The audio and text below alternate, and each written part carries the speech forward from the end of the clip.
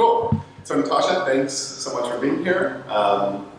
We thought of a few questions that we think get at who you are as a person, and we also thought of a few tips to help make this sort of as high quality as possible. So first, just orientation-wise, I have 15 questions, and we have about 45 minutes, so that's about 2 to 3 minutes per question. We ask that you look at the camera when you respond so that the video is more like personal to you later. And you should also feel free to think out loud or to repeat a few words of the question as you're thinking about it. And that'll just help you remember, like in 10 years, exactly what you're responding to.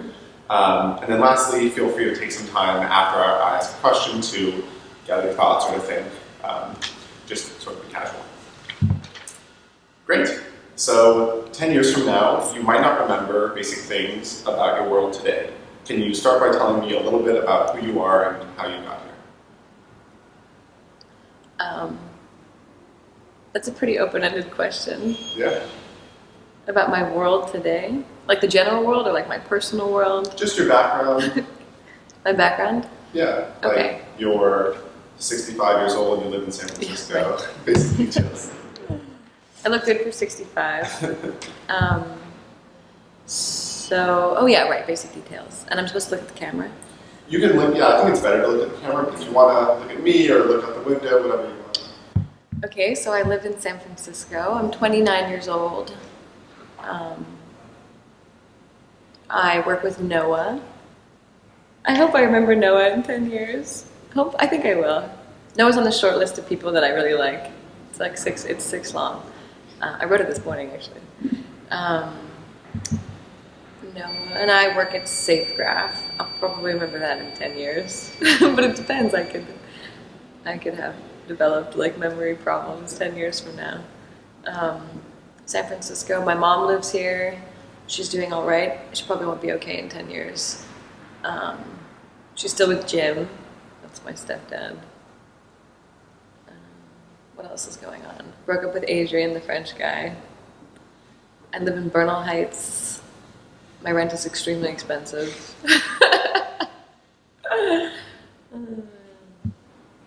I'm flirting with singing. We'll see how it goes. Maybe 10 years from now, I won't be doing it anymore. Go away.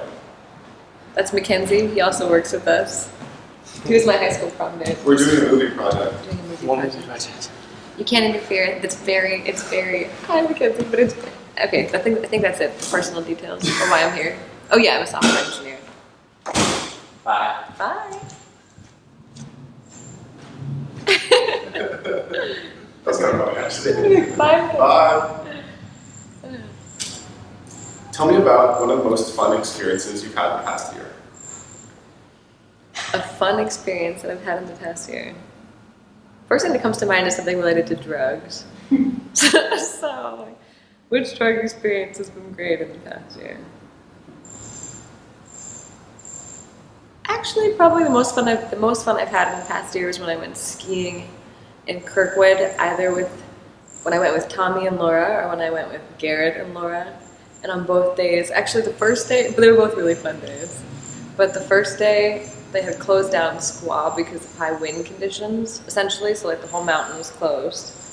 And I was there with Laura, and the day before we had met just randomly, because Laura's really friendly, we had met the Masters ski team at Squaw, which is all the old school professional skiers that now ski on the mountain. Essentially, you can like pay to be a part of the Masters ski club.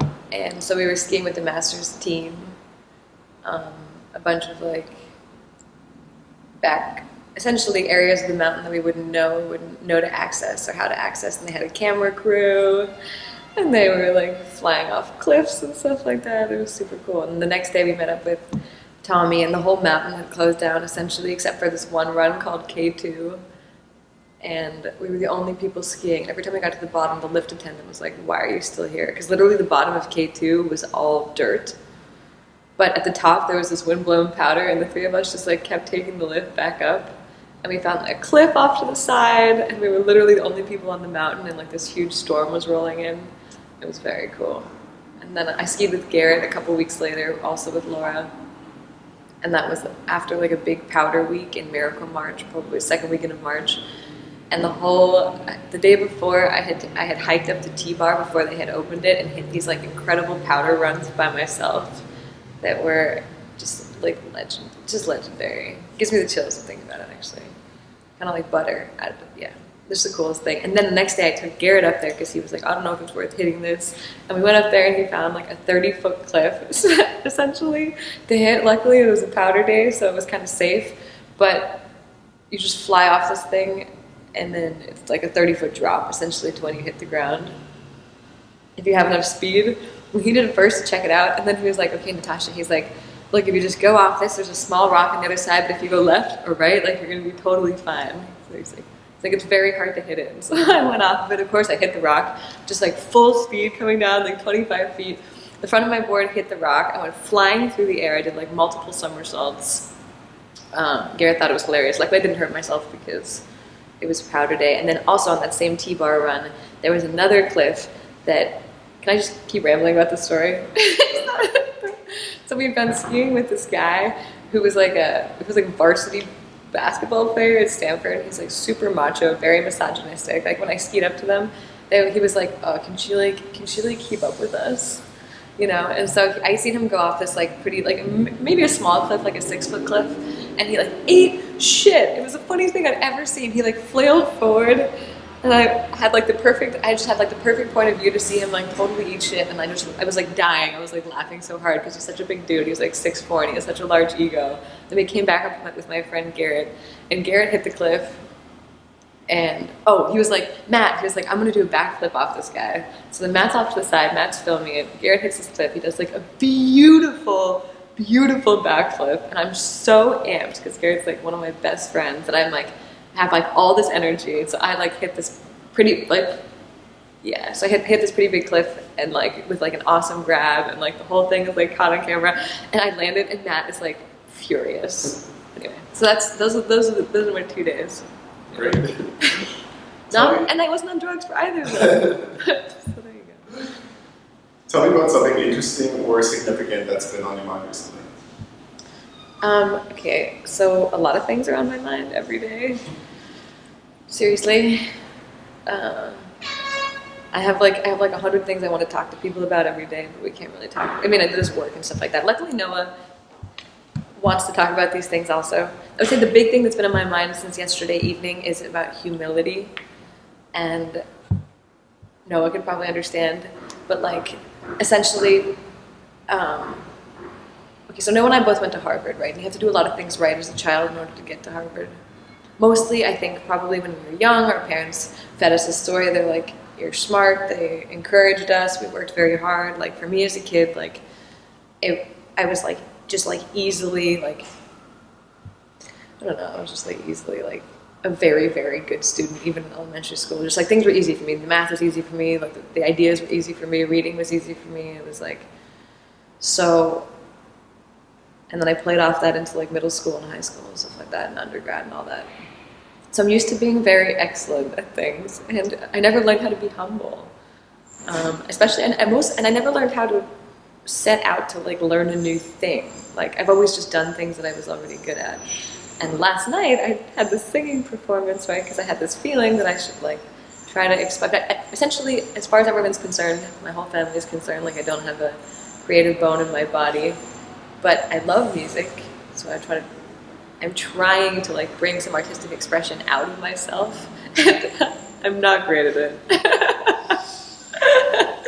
So it's an exercise in humility, and so this is probably the first time in my life that I've had to like take a step back and think about like, okay, like actually like, what is humility, and like what purpose does it serve, and what does it mean to like live, and why is it important, and what does it mean to live with humility?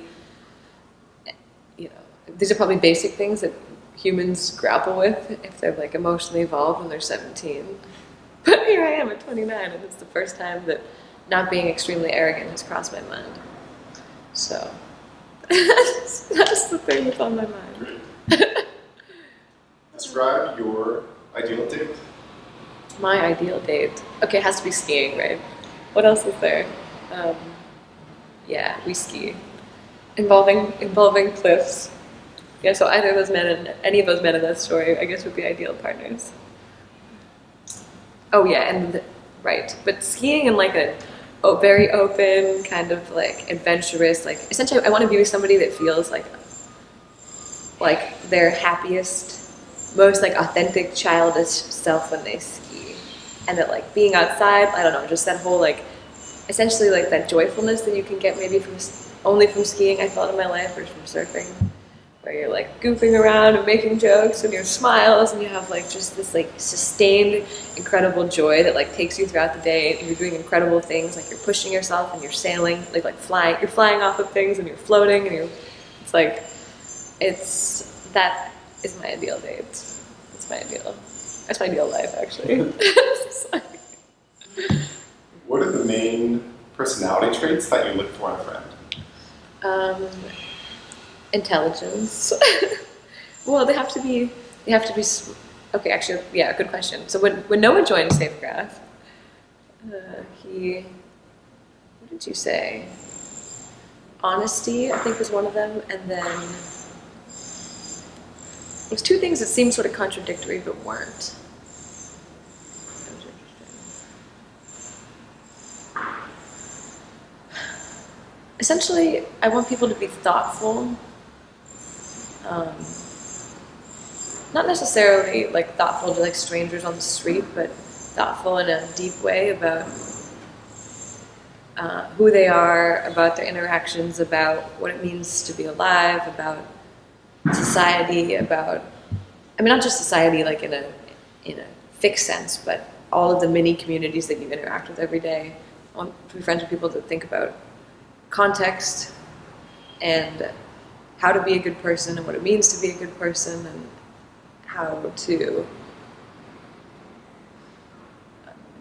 like essentially, like I want to be friends with people that are thinking, that aren't just operating in life like according to pre-established norms, or aren't just operating in life thoughtlessly. So in order for me to be close to someone, they have to be very thoughtful, which I think also means intelligent. Like I've hung out with people I think that think they're thoughtful, or maybe like faux deep, or if they've done drugs or they've had some experiences. But there needs to be like a certain rigor in the way that you think about being alive and you think about human interactions. Otherwise, it all kind of just gets like psychedelic mishmash, like, oh, we're all connected, bro, or whatever variety of that. I mean, there probably is some truth in that statement, but like, let's be rigorous about it. So thoughtful, intelligent, fun-loving. I can't be friends with people that are super serious. Like life itself is too serious. If you are a thoughtful person, then like the weight of all those thoughts itself can be very serious. So you also need to be able to kick back, I don't know, laugh at yourself, jump off cliffs, do drugs, whatever. Yeah. What single word best describes your personality and why? My personality?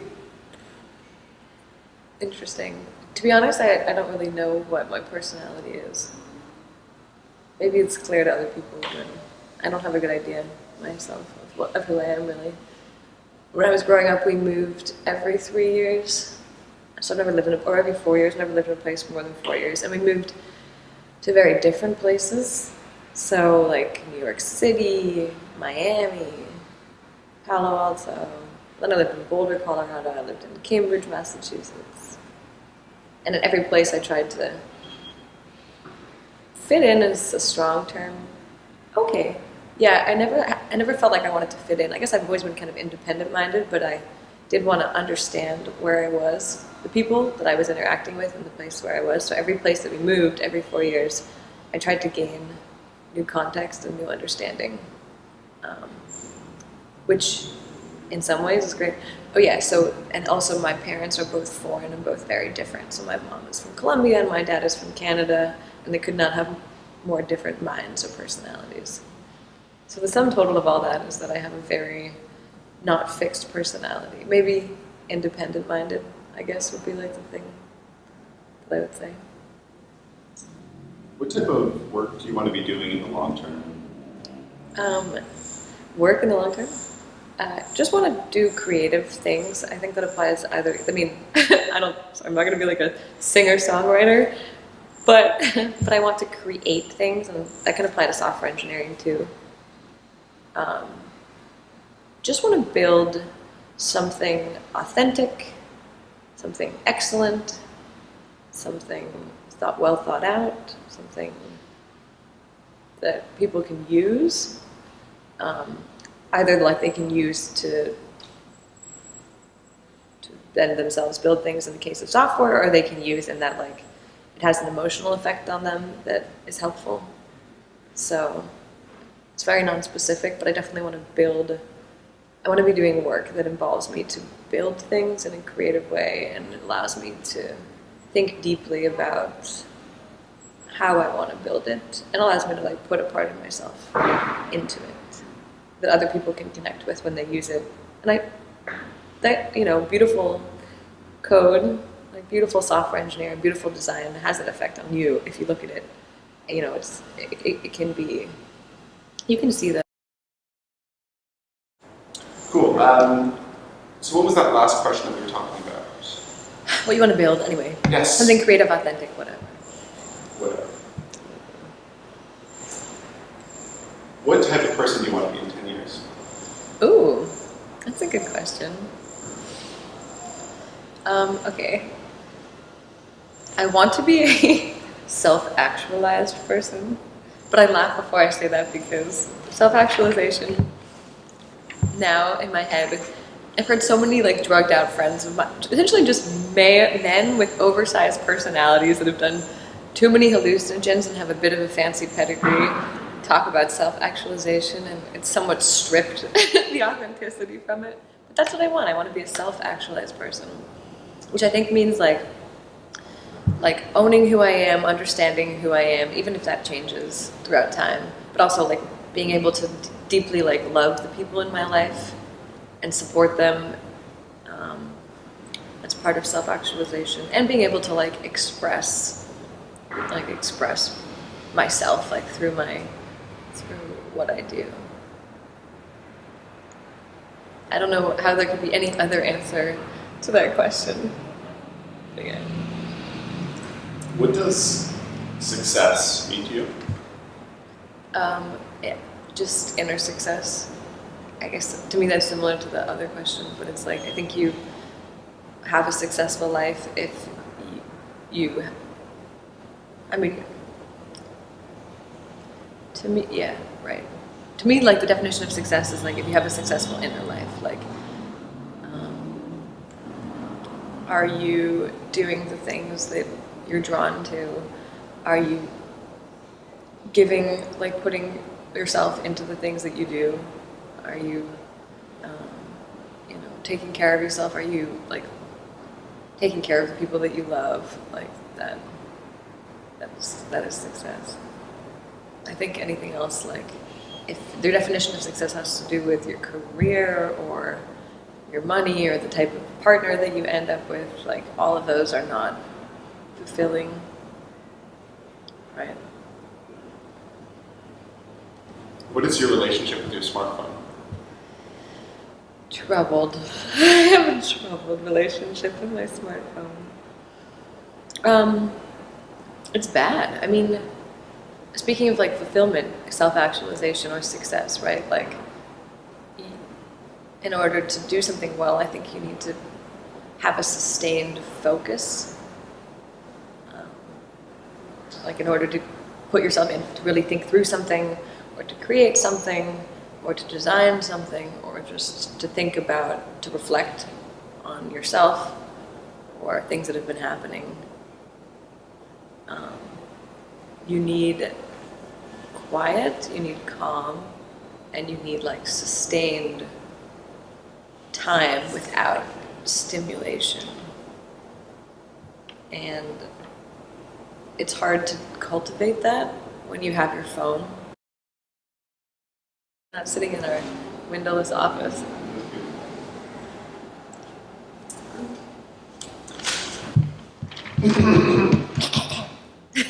What singular issue do you think humanity should be most concerned Climate about? change. Oh my god. climate. So is there more to that question? That's it. I actually cry daily. I tear up daily about climate change. It's so bad. It's even like hard to talk about it. It's so apocalyptic. Okay. There's the meta problem. There's so many different layers to the problem, but like just the experience, like for example, like I grew up in this area and I like know the trees pretty well, right? And it's the same trees here as we had where I grew up in Palo Alto, and I can like see that the trees are dying. Like the oak trees are dying. Don't have enough water. It's too hot for them. Like the redwood trees are dying. Like you can see how much they're struggling when you look at their leaves. Even the mature ones that have been around for a long time. So the trees are, all the trees that I think of like my childhood that just defined being in California are having a really hard time. And the weather is changing relative to when I was growing up, like foggy, 50% fewer foggy days, and you can sense that and you can feel it in the city that the climate is just different and the water is different. It's warmer, and it was very like poetic, I don't know, elegiac. I have strong memories and strong associations with growing up and going to the coast and it just being like so cold and so unforgiving and like we had to go there and like make bonfires and like wrap ourselves up in blankets and like we were really bold. We would like run into the ocean and get like brain freeze and like, but I went surfing last weekend and it's summer and it's supposed to be that experience of like brain freeze. Like I feel so alive and it's not anymore. It's like tepid and it has to do with a bunch of stuff with the high pressure system off the coast and then the reduced upwelling and blah, blah, blah. But it's all because of climate change. It's happening so fast and like we can see it. I can see it and I can experience and I can see the natural world around me just over the course of 28 to 20 years that I've been paying attention, or 22 years. And things are changing and things are dying. And it's accelerating very quickly, right? I also studied it, so I understand that the fact that I can see it is not good. And we're just, the ecosystems are going to go, like the way that things have been historically in balance are going to go. It's like, it's really bad. Yeah, it's kind of a depressing thing to talk about. Let's talk about something else.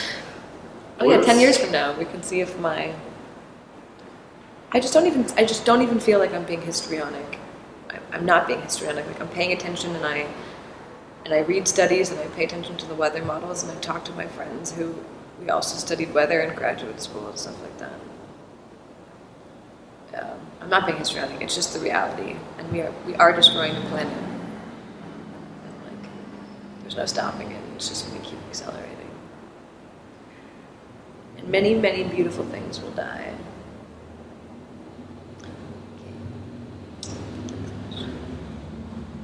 So I have one more question. Because we didn't think this through very well, this battery's at 1%. So I think what I should do is just ask it to you. I have no idea how long 1% is. Maybe like on the on the iPhone, the 1% is like much longer. So anyway, I'm going to ask you a question, and if it dies during it, I'm going to stop you and I'm going to re-ask you a question because I think it's like an important question. So I'm sorry if I interrupt you because I didn't think this through. No problem. What's one thing you want to say to your future self watching this in 10 years?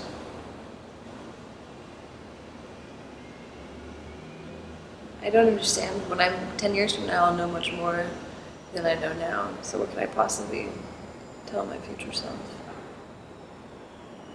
I feel like year to year, you just, I don't know, grow and grow and grow. So I wish my future self could tell me something. Like, I wonder what my future self will know. Many, many, many things that I don't know right now. For sure. Yeah, no, nothing to tell my future self.